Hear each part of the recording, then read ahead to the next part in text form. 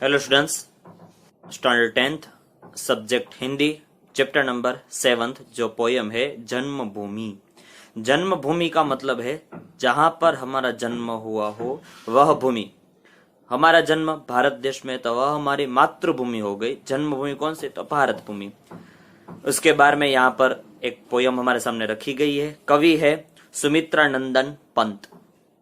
लिखते हैं, जन्मभूमि काव्य में जन्मभूमि का महत्व बताते हुए पंत जी ने प्रकृति का गौरव गान किया है। प्रकृति यानी कुदरत ने निर्मी हुई वह प्रकृति।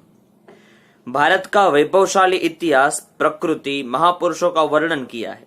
हमारे नारी रत्नों की बात बताते हुए पंत जी ने वसुधैव कुटुंबकम, यह एक संस्कृत है शब्द, वसुधैव कुटुंबकम, वसुधा इव कुटुंबकम। वसुधा यानी पृथ्वी, पृथ्वी ही हमारी कुटुंब है।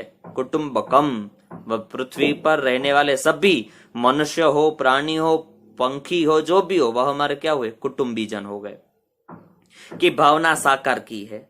यहाँ पर लिखिए, जननी जन्मभूमि प्रिय अपनी, जो स्वर्गाद अपि चिर घरीयसी, जिसका गौरव भाल हिमाचल, स्वर्ण धरा हस्ती चीर श्यामल, ज्योति ग्रथित गंगा यमुना जल, वह जन जन के हृदय में बसी। जननी जन्मभूमि प्रिय अपनी, स्वर्गाद अपि चिर, स्वर्ग से भी ऊपर जो है वह कौन है? तो जननी हमारी जन्मभूमि है, वही हमारे स्वर्ग से भी बढ़कर है।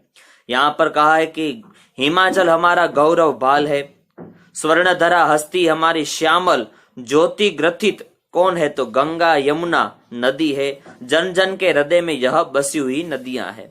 जिसमें जिस देश में, जिस भारत देश में राम लक्ष्मण और सीता हो गए, जिसकी मिट्टी, जिसके पैर वहां पर पड़ते ही हमारी मिट्टी जो है पुनीत हो गई, अच्छी हो गई। जहां कृष्ण ने गाई गीता, बजा अमर प्राणों में वंशी, और कृष्ण जैसे महापुरुषों ने गीता का ज्ञान किया और बंशी बजाकर सबके प्राणों में बस गए। सावित्री राधा सी नारी, उतरी आभा देही प्यारी, शीला बनी तापस कुमारी, जड़ता बनी चेतना सरसी। सावित्री, राधा ऐसी जो नारी है, आभा देही प्यारी, आभा, आभा यानी उसकी जो छवि है नारी के समक्ष रखी गई है। शीला बनी तापस सुकुमारी, शीला जैसी जो सुकुमारी है, तपश्चर्या जैसी, तापश्चर्य तपस्या करने वाली, ऐसी चेतना सरसी हमारे जड़ता में बसी हुई है। शांति निकेतन जहां तपोवन, ध्याना अवस्थित हो ऋषि मुनिगण, चिदनभ में करते थे विचरण, जहां सत्य की किरणें बरसी। शांति निकेतन जैसे तपोवन, ध्याना अवस्थित है ऋषि मुनिगण। इस भारत देश में ऋषि मुनि हो गए, कैसे? तो ध्यान अवस्थित, ध्यान में मग्न, ध्यान करने वाले। चिद नभ में करते थे विचरण, और वह ऋषि मुनि गण नभ में, आकाश में वह विचरते थे।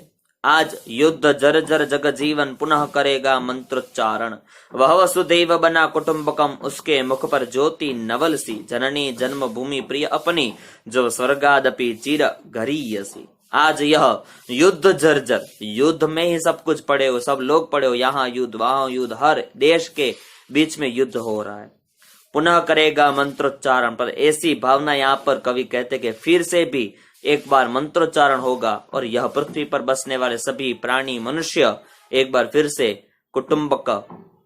कुटुंबकम जैसी भावना के मन में रखते हुए सबके मुख पर एक ज्योति नवल सी, नई ज्योति आभा आ जाएगी। यह हमारी जन्मभूमि प्रिय है, स्वर्ग से भी बढ़कर है, सबसे स्वर्ग से भी बड़ी गरीयसी है, श्रेष्ठ भी बताई गई है। गरीयसी का मतलब है श्रेष्ठ। आपको यह पोयम समझ में आ गई होगी।